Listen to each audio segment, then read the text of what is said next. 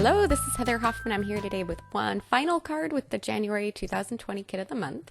This time I'm doing a simple one-layer card using one of the little, I guess I looked at it, almost thought it could be kind of a little forgotten image on there. It's this beautiful little kind of a wildflower, just kind of whimsical. And I played around and picked a different sentiment to go with it as well. I figured with this soft, dainty little bloom, a nice bold sentiment would be a good contrast.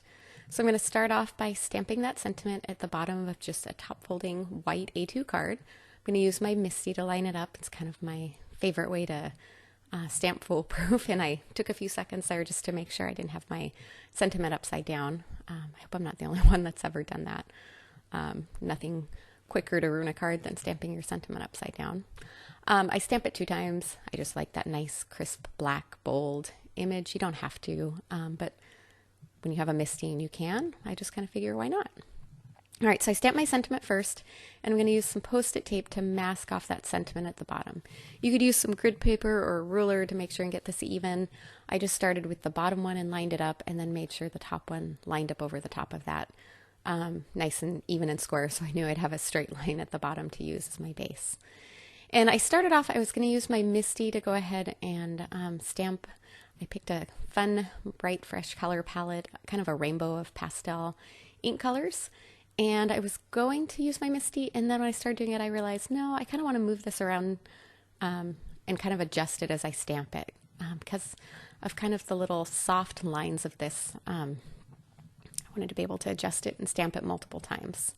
So I like to, when I'm using a rainbow of ink like this, I like to kind of start somewhere towards the middle. And you notice I started offset to the right just slightly and picked my color that was a little bit to the right of my center of my spray of colors. So, and I'm stamping each one in each color 2 times, cleaning it off in between and making sure it's dry before I ink up with the next color. And don't get it too close to your ink pad there, or you kind of get yourself stuck and can't finish stamping. And then once I went all the way across like that, I went ahead and came back and worked from the center again, but just in the reverse direction, moving back. And I'm changing and varying the angle each time I stamp it. It kind of adds to that a little more freestyle feel to it. And it doesn't feel as much like everything's just stamped straight in a row and in a block. It kind of makes it work a little bit better for the look I was going for. All right, almost done here. I'm going to come in with that last little bit of the yellow.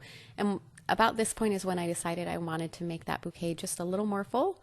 So I stamped it 2 times, and I decided to add 1 more with that, and then come back in with each color and add 1 more just to fill in the bouquet a little. Plus, groups of 3 always seem to look and work really well. So it's kind of one of my favorite. And I know I kind of had an even number of ink colors, but the way I did it stamping odd numbers kind of helped balance all that out.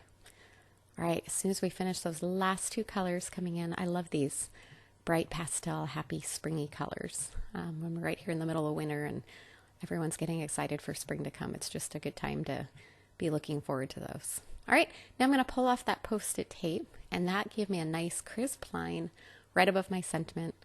And that 1-layer card is done and ready to easily pop in the mail. Fun to make a set to send off to a friend. Thanks so much for coming by today. Have a lovely day.